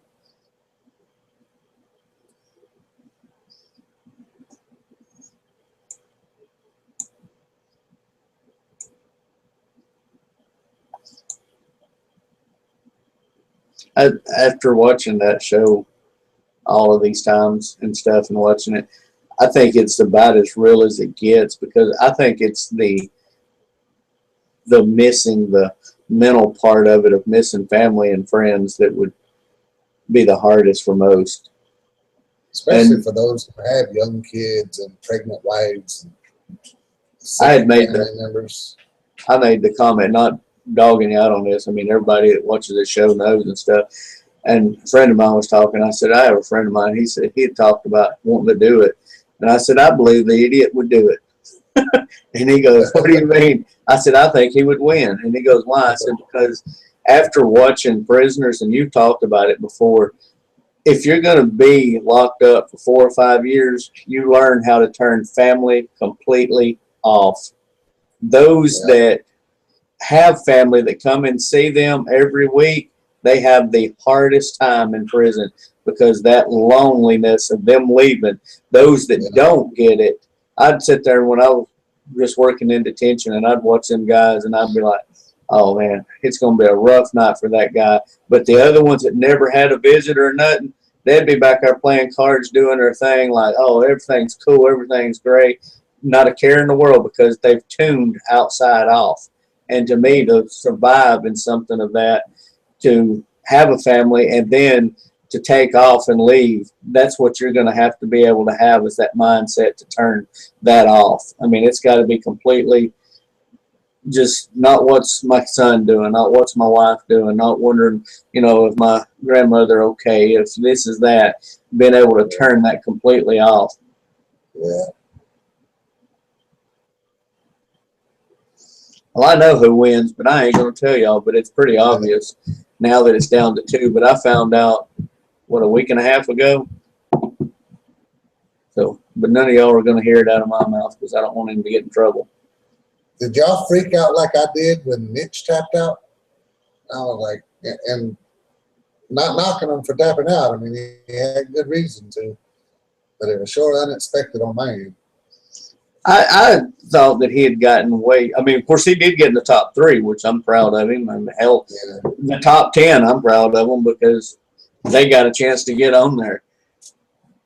Mike Landreth made a comment one time when the show first started, and it holds true. He said, you gave 3 people that could win, and you need 2 to 3 people that, I bet they might can. And he said, then you need 3 to 4 people that you know can.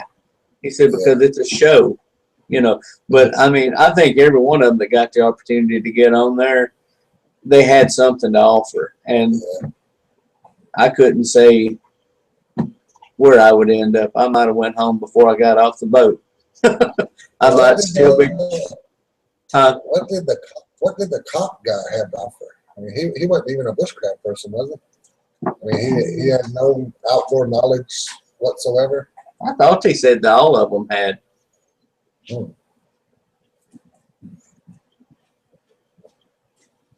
Something I found weird on that show too.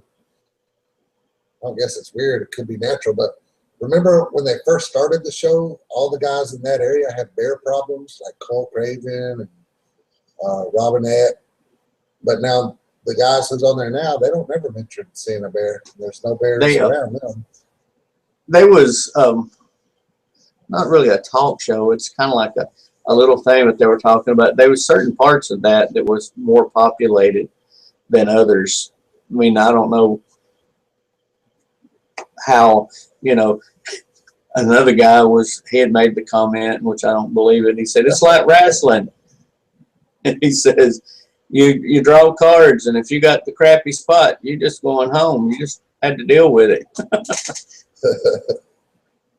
Bears like sausage. Outdoor says, I'm naked and afraid every time I get out of the shower. Naked and scared. Is it still in there? Did I leave it? Where's it at?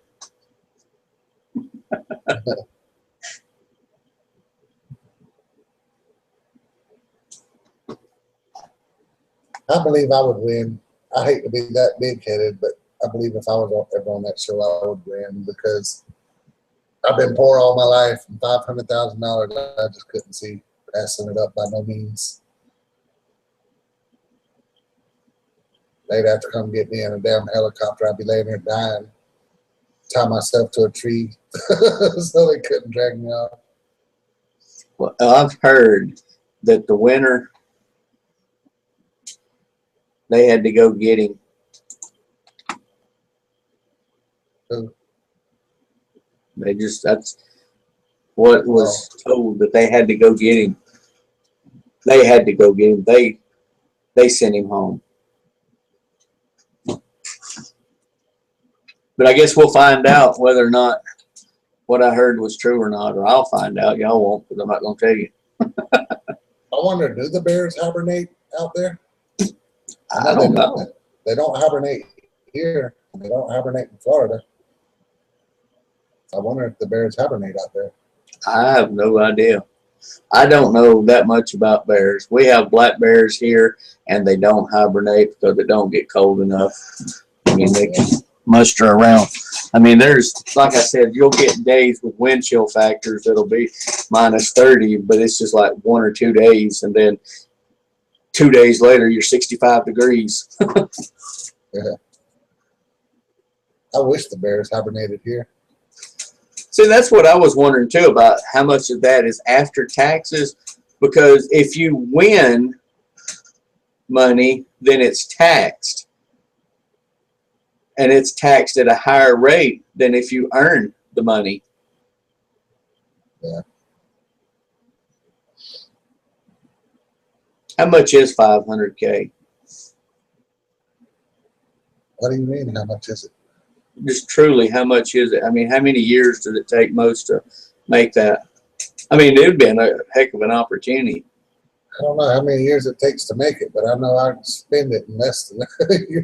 I'm sure you can. My wife You send Alan into Dollar Tree with $20, and he turns around and says, "Hey, man, you got $1?" I'd be showing up in shopper heaven. I think I'd spend it wisely, though. I've always wanted a big chunk of money like that to be able to invest in something that'll bring me money for the rest of my life.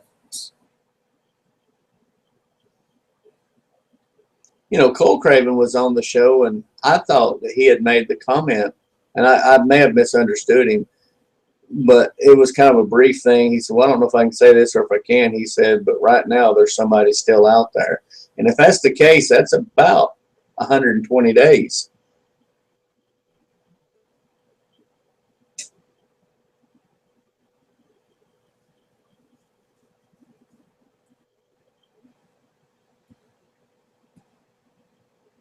I just wonder something.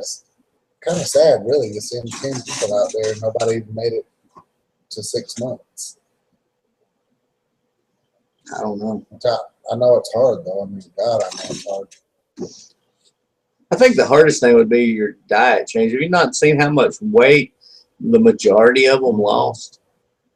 I mean, Alan looks like he lost half of him. That, was it Dustin, the younger boy?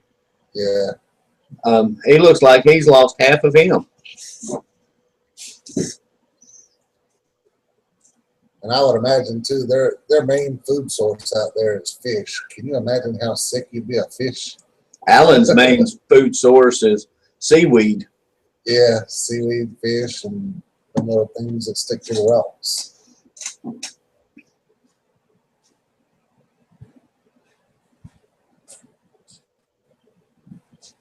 That's a question for you, Mike. All I know is a gentleman just left from someplace, and he was over him.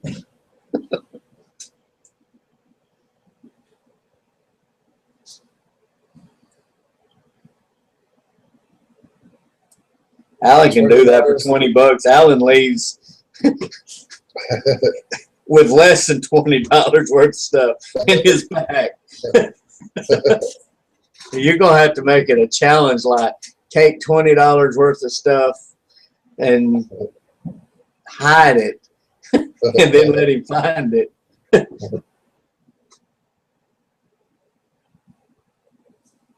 Well, the show said for up to 365 days. In the beginning, it's supposed to be up to a year. But I've heard it was 72 days. And winter had creeped in on them pretty bad, and there was nobody else out there, so they went to get them. But my information cannot be 100% because I haven't seen the show, the final season on it. Yeah, 6 months is a long time. And for anybody who ain't never done it, who ain't never been out there in the woods for any amount of time, you go stay out there in the woods a week just to see. That won't even hardly give you a piece of what they're going through, but go stay in the woods for a week, and it's miserable. I mean, it's fun. It's a fun kind of miserable, but it's miserable. Especially if you don't have the luxuries. The occupying the mind that's the key. Yeah. I mean, but not occupying it on negative things. You know, the more crafts you know, the more things you know how to do, the better your chances of staying out there is going to be better. That young man that made that canoe, there's not one person that out of the top five, the last five, that couldn't have made that canoe. But that was his hobby to me, was that's what occupied his mind to be able to stay out there and sustain that amount of time. I was still surprised that nobody built a cabin. Well, he started to, but then it was pointless for him because he said he couldn't get the clay. You remember? I know, yeah, but that didn't make sense to me. I don't know. I guess he had his own reasons, but why would that be a reason to not build a cabin because you couldn't build a clay fireplace? It would probably take, to build a good cabin, it would probably take 3 weeks. And I don't think he had the energy after about 10 days to keep up with it. Yeah. I mean, to me, that's what I would think. I mean, because you're burning a whole lot of calories cutting them logs and then dragging them logs. Yeah, if you gotta carry them any kind of distance, golly. And I know them logs was heavy too, and he was toting them on his shoulder like it wasn't nothing. Well, he's talking about that muscle that's right there in the back. You carry stuff on it.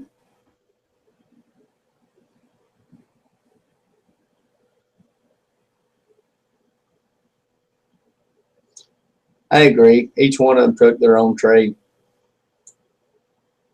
I mean, I think it's just what you learn, and then when you get out there.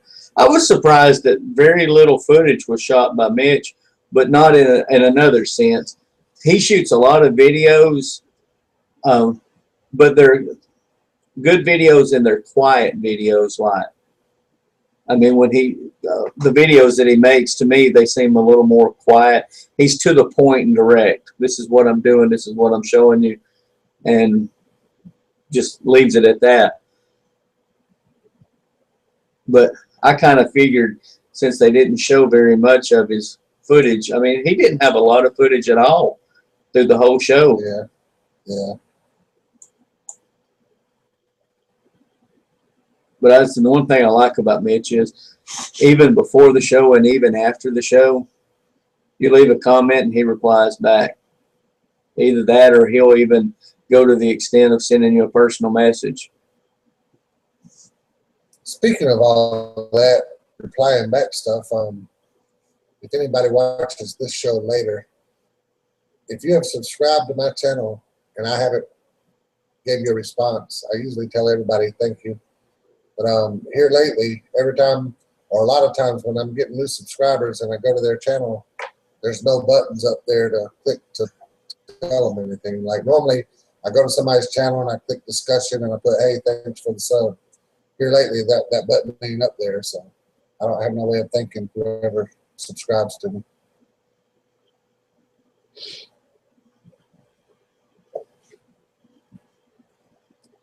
I was hoping to see, or not wanting nobody to get hurt, but I was hoping to see more stuff like those mountain lions out there, cougars.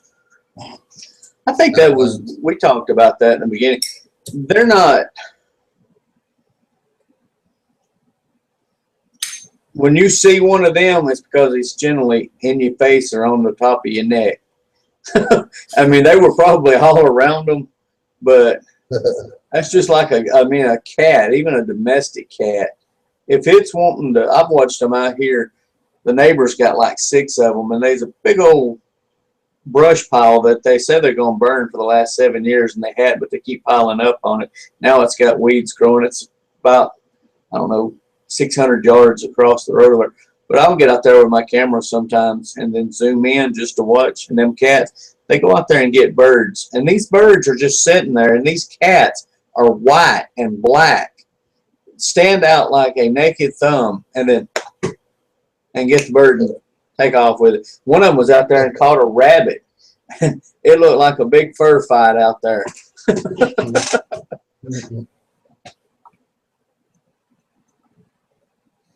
Yeah, I imagine living in a hunting camp for a year would be pretty tough. Hunting cabin, I mean.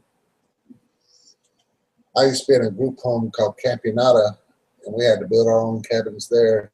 Live in those, that was tough.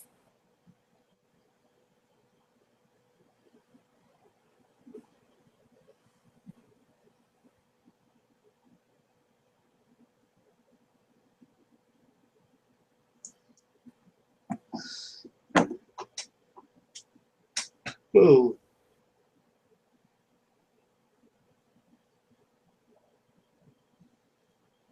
Well, tomorrow we'll go get cleaning supplies.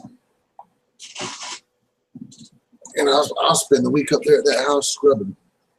Right under the house key.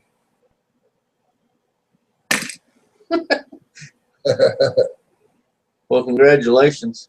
Mhm. I know it'll take a load off. Not having to look around every 5 minutes like, you know.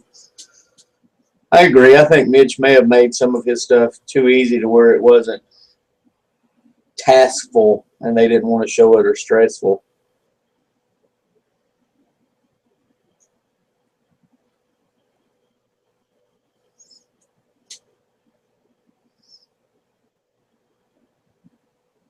I would have so loved to have done that.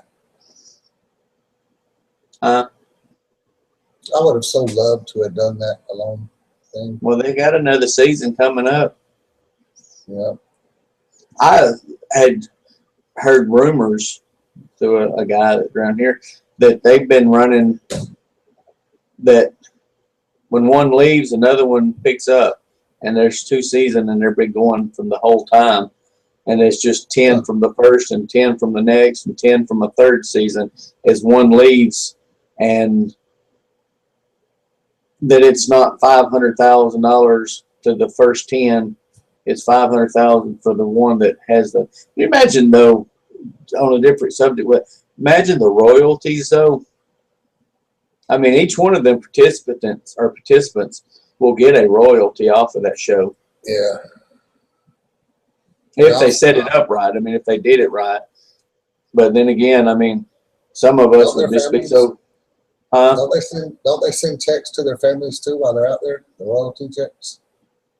Well, the royalty checks would come off of what the show, like, say, next year, History Channel picks it up and sells it to Netflix like they did with, A&E sold, what is that show? I can't think of it now. But they sold a show that they had on theirs for 4 seasons. They sold it over to Netflix, and then they'll start up a new one. So, that, I mean, royalties just come from how many times it's aired, you know. Good night, Elmore.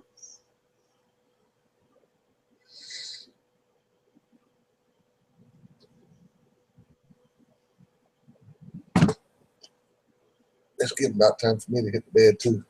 You are a bed. Just so that y'all know, Alan has not called me but 3 times in 4 months.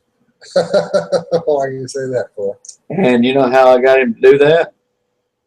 I quit calling him. Hey, man, where you been? I did. I was looking through my phone, and my wife, when I was talking about it, she said, "You ain't talked to Alan today?" And I said, "I actually haven't got a chance to talk to him in 2 days." She flipped through my phone like, "You're a liar." And she goes, "Actually, Alan has only called you 4 times in 4 months." I usually don't have to call you. You call me every day. Yeah, well, I'm quitting. I bought 2 computer towers. I don't even know what the name of them are now. Oh. Anyway, they are Cyber Power PC Gamer Ultras GU380 gaming desktops.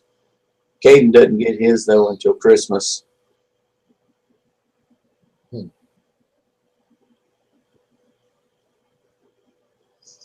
But I'm getting mine Thursday. I want to get me a new one day. It's time that I get one because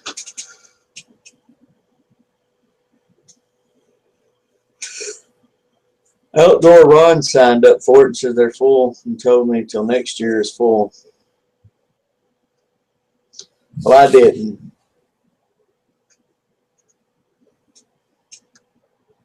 I knew that I wouldn't make it.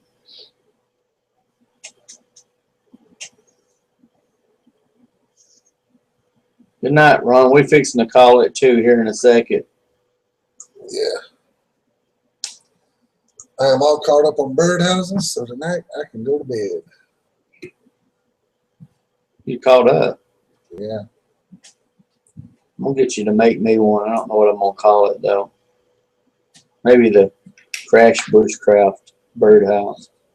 Actually, I want one of those things that I started making. I broke the glass and I threw it in the garbage.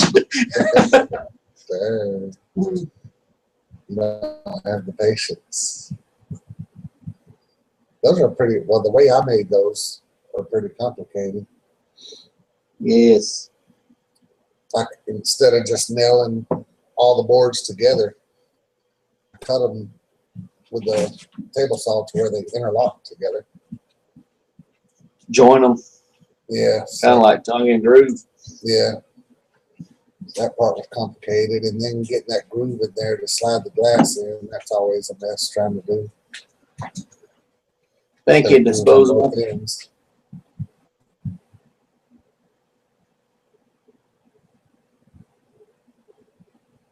What did he say?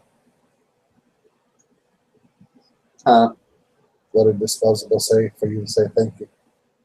Oh, Great show. Yeah, thanks, man. You know, we're fixing to be 9 months. Of what? The show? Mm-hmm. Really? Yes. January, it's in my book over there. You have to go to the dollar store and get you one of these little books, man. I like that. I got so many books. Yeah, but this one's got the tabs in it, man. You can't beat the tabs for your little category. I'm going to go down there tomorrow, and if they ain't one of them in my Dollar Tree, I'm coming straight up there to Harold's, North Carolina, and I'm burning every Dollar Tree in your area. I like this little thing. This is going to be my new little Bushcraft book. I went the other day with Caden, and I got my necessities.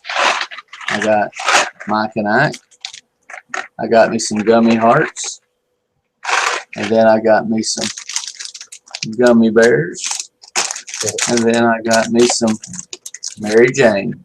I go in there looking for food. I look for that freeze-dried food to take camping with you. Mm-hmm. They don't always have a lot to offer in that category, but they got some stuff.